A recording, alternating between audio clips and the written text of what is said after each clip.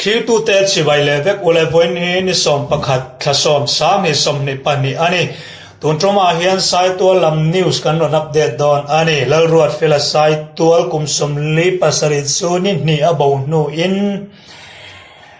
thin sedai kon kham noya ama zong tu te chon vo in ni som pakhat thla som sam he som ni pani tlai lam khan adventure team te chuan an mu ani ti chuan hemi ruang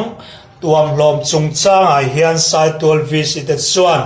khotlang mi puite na lom thu an soya an lom thu soina trong kam chuak hi longai thlang u pu ruat fela bo chung changa veng chung mi puiten ma ni na tul kal sanin kan han che chuak sang sang maya eile in chenin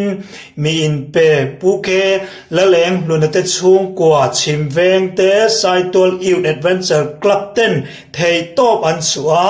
tlai lama zan in realavin kan han in mule hi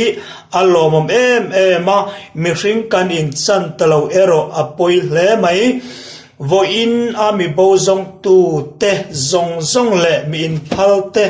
chunga sai tol vis wan chuan lom thu asoi non molani tran pui ngai te tran pui tu le midang ta na mal som na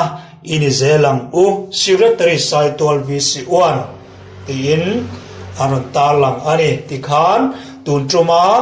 kan news ran puan thei chu khati zong khani e thli tu ten zawain zan man nom vek ule